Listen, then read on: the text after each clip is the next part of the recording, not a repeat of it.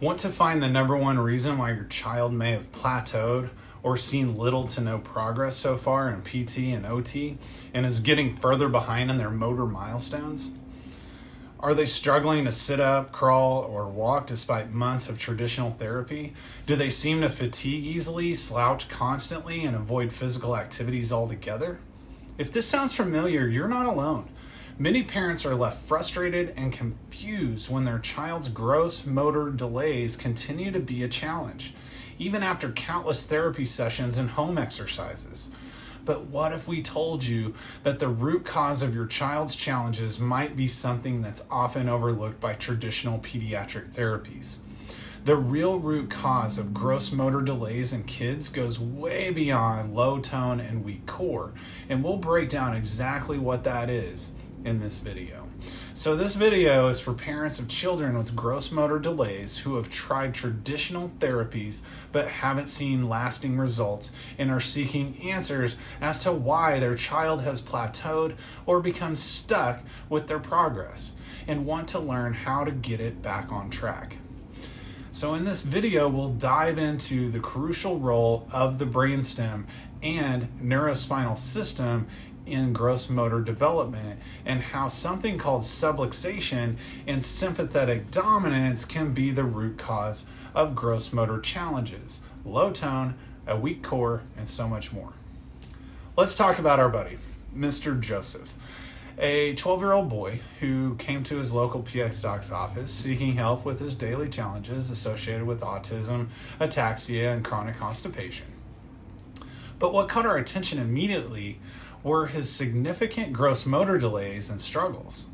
Joseph's mom shared with us, he will always find a way to slouch no matter what we do.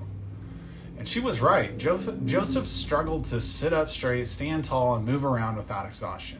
His body was simultaneously wound up and worn out, leading him to seek additional movement stimulation through constant stimming and other behaviors.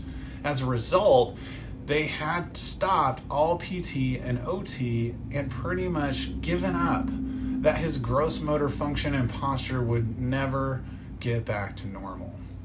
But within the very first week of getting care at their office, Joseph's gross motor function and endurance absolutely took off like a rocket, and he was literally asking to go to the gym and work out, hit the treadmill, and go to the park to play. Mom was ecstatic, and so were we. Gross motor skills involve movements that require the entire body and are essential for daily activities and overall development. They involve primarily the large muscle groups like arms, legs, and core, but way too often a foundational and crazy important set of nerves and muscles are left off the list when it comes to gross motor skills and development, those of the neck and the neurospinal system. See, it starts with the head and neck control for latching, nursing, and so forth. Then goes next to the trunk or thoracics with tummy time and learning to roll over. From there, the child learns to activate and use their core in order to sit up. Then they learn to army crawl and regular crawl. Crawling is an essential part for the brain development, which we'll discuss next. And finally, they learn to furniture cruise and then walk. See, the nervous system, specifically our neurospinal system, plays a crucial role in gross motor function and is easily the most overlooked aspect of this important conversation. The very first thing to develop in utero is the brainstem and the spinal cord, because from the first moments of life, the brain and central or autonomic nervous system will control every single movement of muscles, heart beating, lungs breathing, food digestion, and so forth.